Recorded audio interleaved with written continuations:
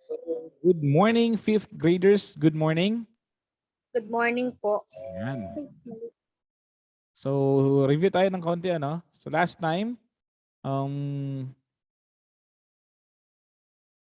sorry. Wala ang aking... Alright. Ito na. So, last time, we had our discussion. Nagkaroon tayo ng discussion about elements of computer systems, right? Elements of computer systems. Ask ko lang kayo ulit, no? What are the elements of computer systems?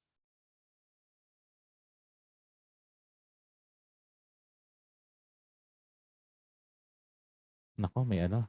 May amnesia. Uy. What are the 4 elements of a computer system?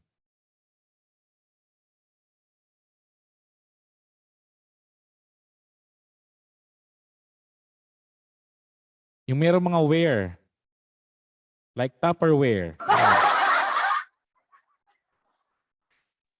Software. Software.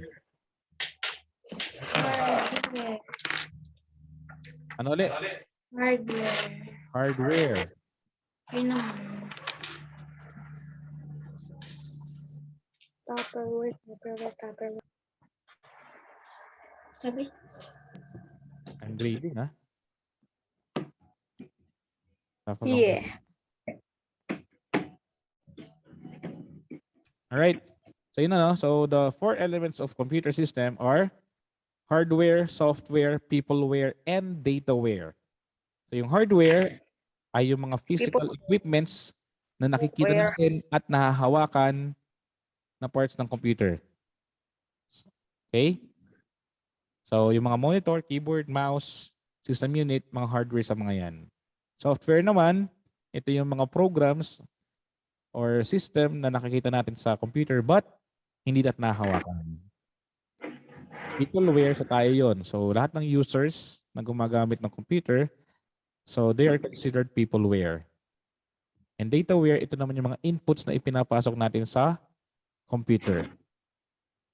There are 2 classifications of hardware. Ano-ano yung 2 classifications na yan?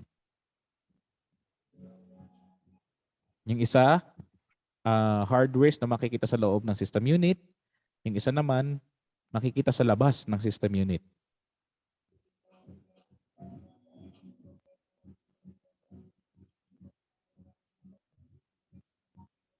Nako, may amnesia. Uy. Output and input po. Nope. Input and output are the basic units of computer system. How about the classifications of hardware? Martilyo. Yung makikita sa loob ng system unit at makikita sa labas ng system unit. Naku, nalimutan na nga. Nope. Yung CPU is an example of one of the classifications of hardware kasi makikita siya sa loob ng system unit. So anong tawag sa kanya? Yung mga hardware na nakikita sa loob ng system unit. Starts with letter S. Software. Nope. Storage. I see. Storage. Storage. Storage is a unit of computer system. Storage. Hi, sis. Oh, magtatagal tayo niyan. Okay, first is systems hardware. System hardware pala. System hardware are the hardware that can be seen inside the system unit. At ito ang responsible for making the computer work. So without those hardwares, hindi gagana ang computer. And the other one is yung makikita sa labas ng computer. Makikita sa labas ng system unit. Ino-connect sa system unit at makikita sa labas. Like keyboard, mouse, monitor, printers, scanners, webcam. What's happening there, James? Napupukpok ka. Hey, try to focus guys. Try to focus here. Letter P. PH. Physical hardware po. Nope. Peru. Pero, James, go ahead. pero, James, go ahead, James.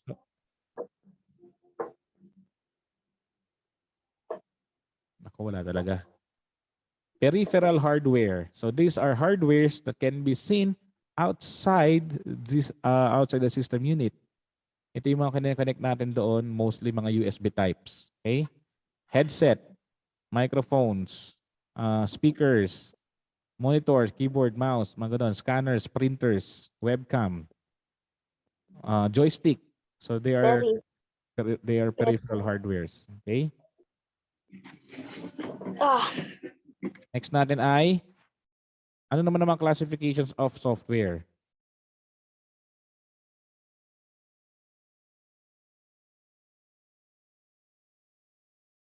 Naku, wala rin. Napapakamot sa ulo. Hindi kasi nakikinig last week eh. Chat kayo ng chat eh.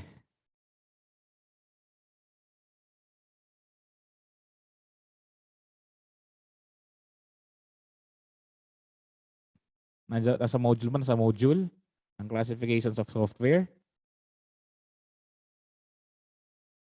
I told you some of the discussions are not on your module. So you have to jot it down. Dapat nagte-take notes kayo kung ano yung mga dinidiscuss sa Sir Yman. Okay, so meron tayong system software, also known as the operating system. Examples ay Windows 10 or Windows 7, mga Windows that made by Microsoft.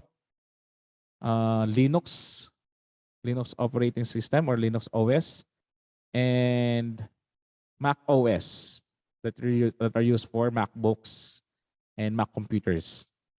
What's the application software? These are the applications or the programs that we use. Gaya ng mga Microsoft Office, Microsoft Word, Excel, PowerPoint, mga Adobe Photoshop, Adobe Illustrator, and even this one, Zoom. Yung Zoom meeting is also an application software. Okay? Na-recall na ba kung ano yung mga mga diniscuss last time? Kung hindi pa rin. Okay.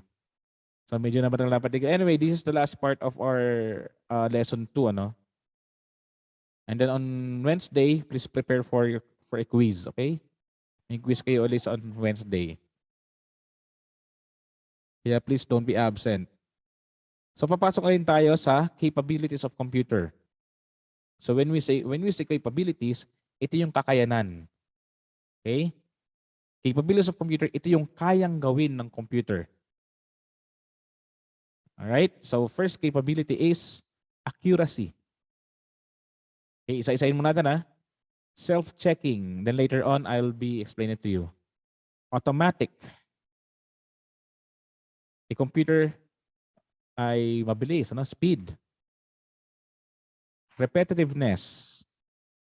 Store and recall information and has wide range of application. Okay, unahin ang accuracy, ano? Okay, so computer can perform mathematical operations with 100% correctness. Perfect siya lagi. Okay? It can perform mathematical operation with 100% correctness if it is given correct data.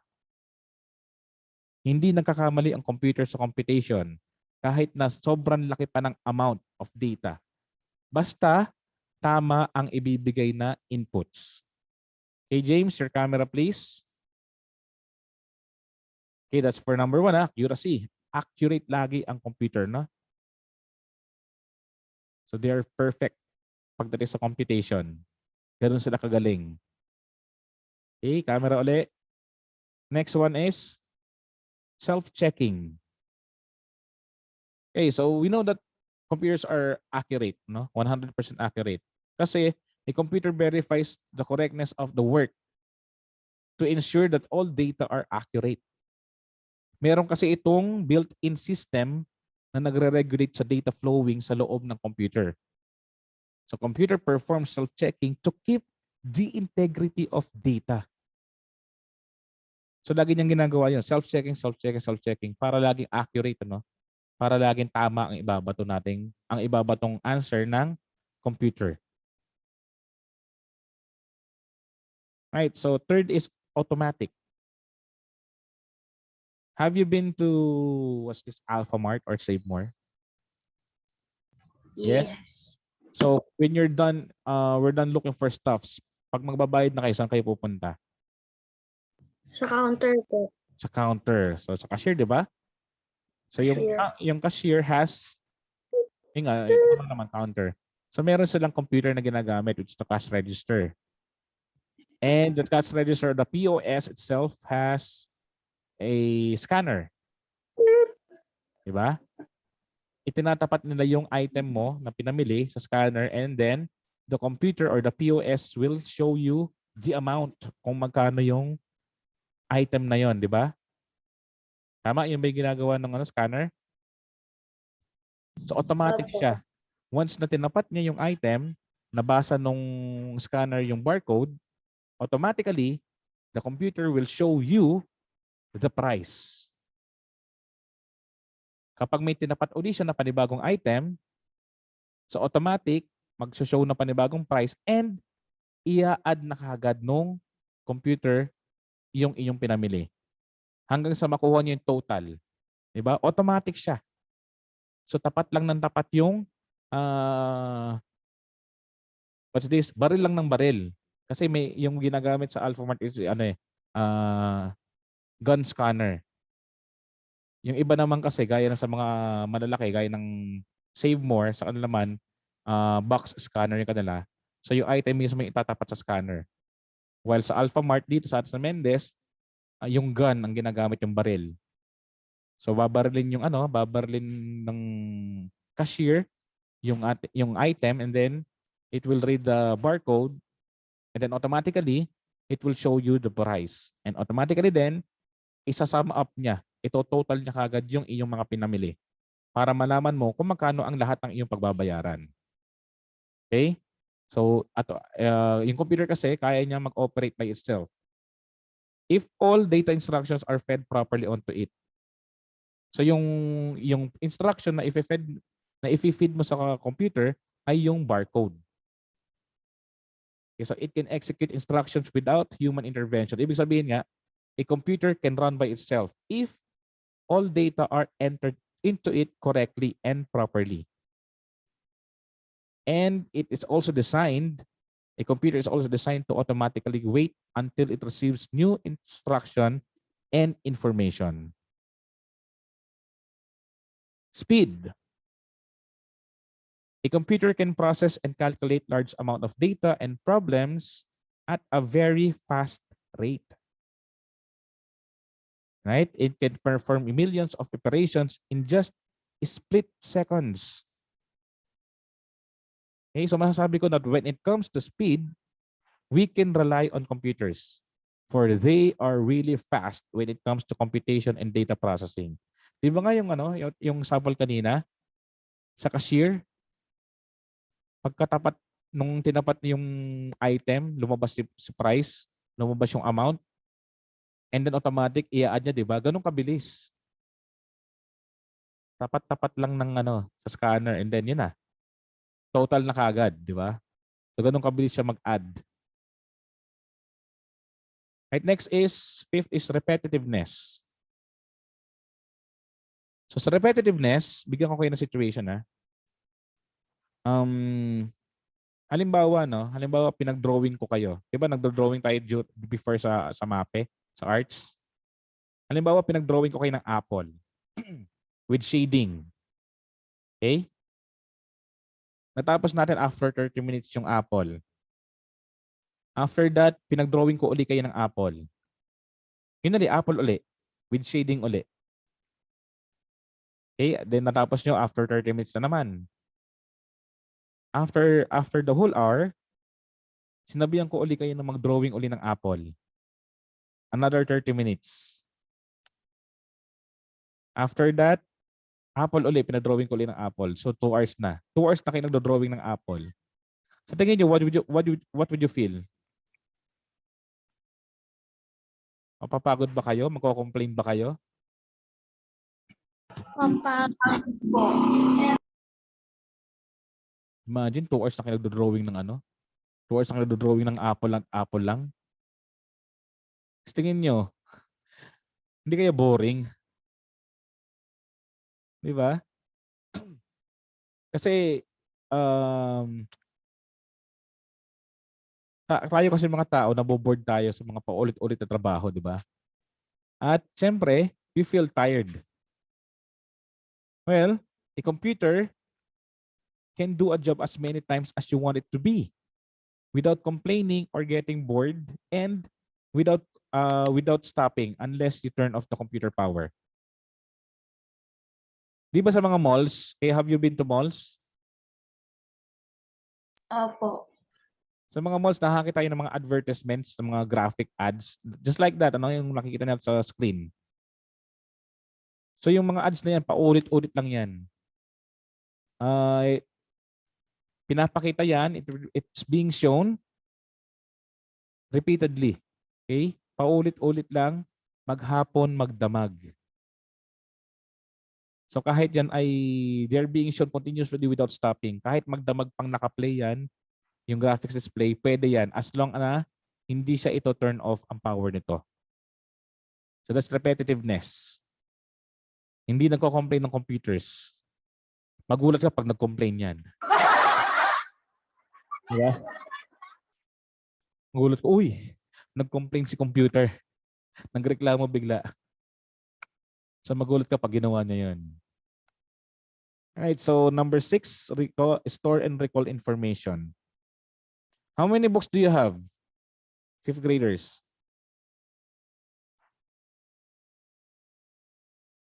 5? 5. So imagine if you have 5,000 books. Gaano kaya karami 'yon? If you have 5,000 books as a grade 5 student. Actually, a computer can store large amount of information. Kahit pa siya ay libo. Okay, kahit pa yung 5,000 books na yan, you can store it in your computer. A computer can also keep a whole set of encyclopedia. Gaano karami yung encyclopedia, gaano karami ang pages ng bawat isang book na yun, di ba?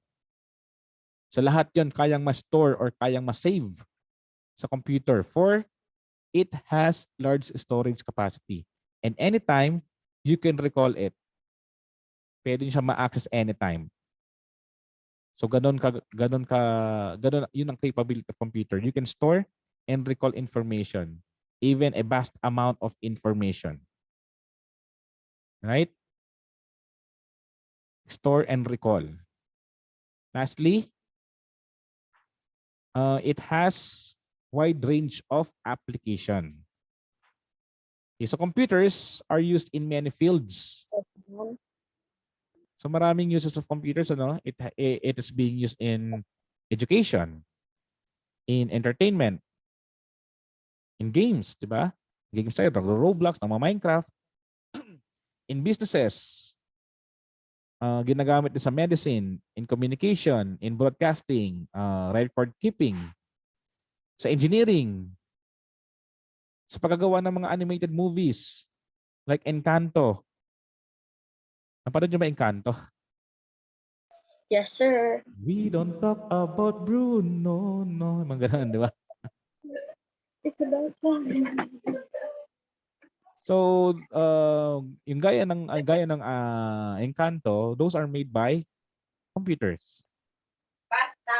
And even at home pala, kahit sa bahay, ginagamit ng computers. So, by using special applications, yung mga artists, yung mga graphic designers, pwede silang makapag-draw, pwede silang makapagawa ng mga designs directly sa screen ng computer. So may mga nakakapag-design din ng mga bahay using special applications. Ito, we're having our online class gamit ang Zoom meeting. Zoom meeting is an application.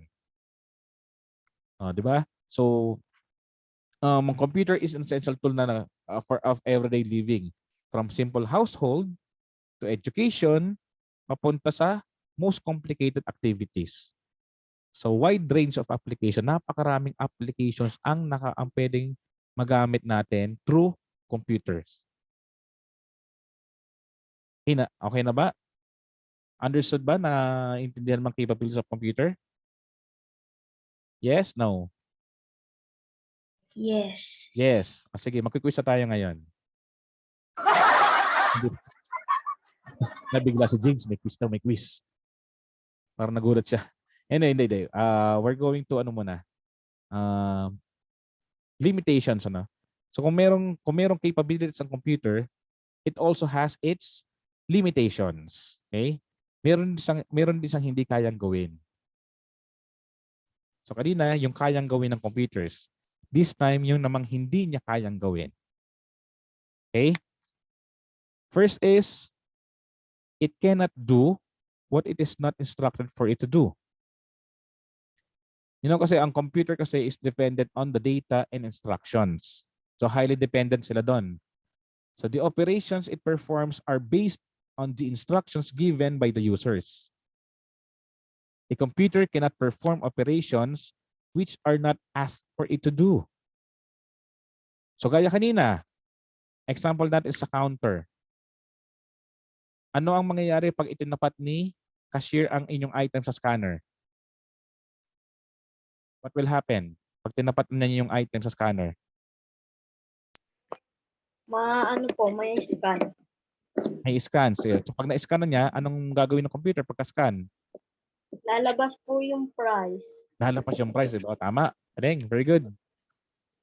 Hey, galing. Nakikinig si James. Very good ka. Very good ka ngayon. Okay? So once na-scan na siya, lalabas si amount and then ito-total na siya ni computer. Kasi nga, merong data and instruction na pumasok kay computer. Okay? Naunawaan ba? Yung data is yung price.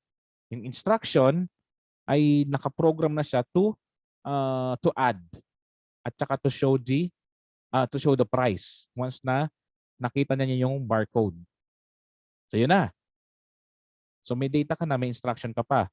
So the question is, what if the cashier did nothing at all? Halimbawa, hindi niya itinapat yung item sa sa barcode. What do you think the computer will do? Wala po. Wala. Di ba? Tama. Wala. Walang gagawin ng computer. Kasi wala ka naman binigay ng input eh. Di ba? So hanggat wala kang binibigay ng input, hanggat walang instruction, the computer will just stand still. Wala siyang gagawin. Okay? So yun nga, the first limitation niya is it cannot do what it's not instructed for it to do.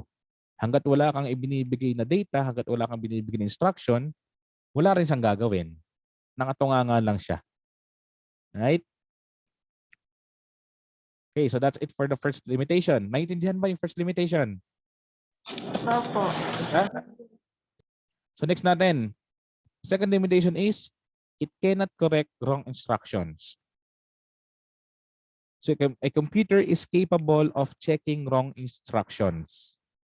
Di ba kanina yung kanyang capability is self-checking. So na-check niya kung tama ba or mali yung kanyang ginagawa. So pero hindi niya kayang itama pag nakakita na siya ng mali, pag nakakita siya ng error. So a computer is not capable of checking wrong instructions. Yung user pa rin, the users are the ones who check errors after the computer detects it. Ang kaya lang gawin ng computer is to detect errors during its self-checking. But they cannot fix it on their own. Ang maggagawa pa rin ng pag-check ng pagsasaayos ng errors ay tao pa rin. Alright? Tao pa rin ang magtatama ng kanyang mga errors. 10 minutes left. Third,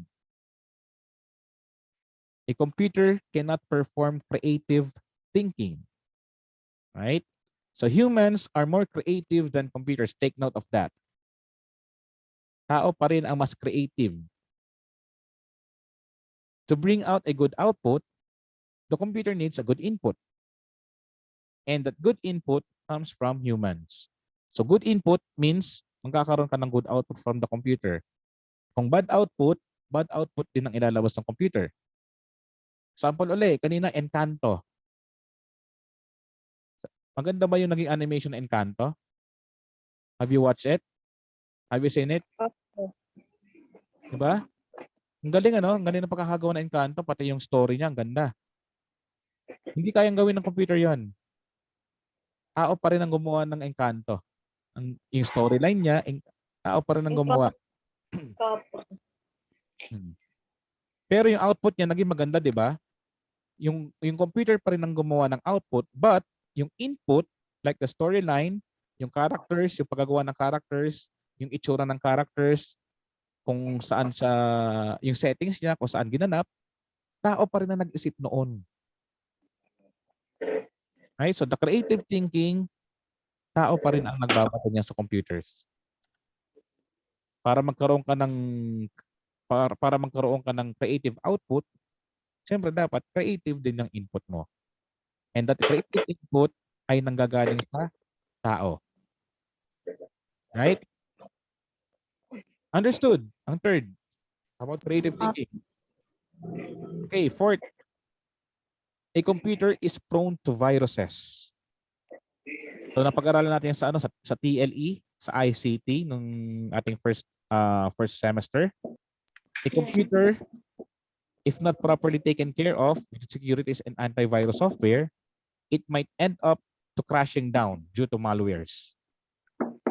So, pwede siya mag-crash down, pwede siya mag-crash pag napasok ng viruses. Kaya nga we need to always install antiviruses at saka kailangan natin gumamit ng mga firewalls para hindi mapasukan ng virus ang ating computers. Okay, it is prone to viruses. Gaya ng tao, we are also prone to virus like COVID-19. So ngayon, ang tanong is, para tayo ay hindi kaagad kapitan ng COVID, anong kailangan gawin? Ingat po. Iingat, di ba? Ano pa? Magpapabakuna, di ba? So ganun din. Yung virus, kailangan ng antivirus. Ang COVID, kailangan din ng anti-COVID vaccine. So yun ang kumbaga sa tao, ganun. Para hindi ka kapitan agad-agad ng COVID, you need to have anti-COVID vaccine. Ang computer naman, para hindi ka pasukan ng virus, ang computer mo, you need antivirus software. Yan. Right? Lastly, a computer is subject to physical failure and occasional breakdown.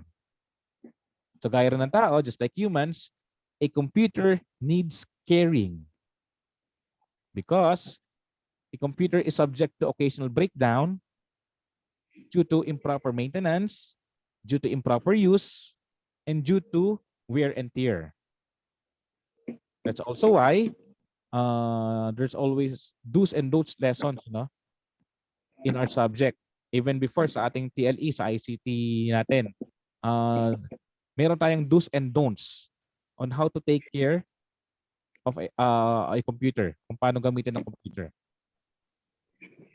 Kasi nga, if you want our computer to last longer, kailangan natin pangalagaan ng computers. Kailangan natin linisin, kailangan natin lagyan ng mga anti-software, kailangan natin pangalagaan. Or else, it will just crash down. Pwede siyang masira anytime.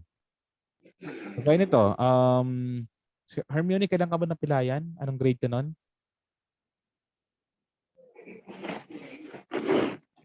Grade 2 ba? Second grade ka lang ba nun nung ikay napilayan sa kanang binte? 1. Grade 1. Okay, so ngayon 5th grade na kayo. Okay? Ba't ko tinanong yon? Kasi nga, Yung laptop na ginagamit ko ngayon sa ating online class, nabili ko siya noong si Hermione ay napilayan pa. So imagine, first grade pa lang siya noon. Fifth grade na kayo ngayon. Nagagamit ko pa ang laptop. Di ba? Because this laptop has been taken care of properly. Okay? So kung may time na nasisira, so ako na rin ang nagre-repair. Tapos syempre yung mga maintenance, ako na rin ang nagkakandak ng maintenance ng aking laptop. Para nga hindi siya kaagad-agad masira. Para magamit pa siya ng matagal. Alright, so that's it. Ang ating discussion ay tungkol lang sa capabilities and limitations of computer. Kung meron siyang kayang gawin, meron din siyang hindi kayang gawin. Any question?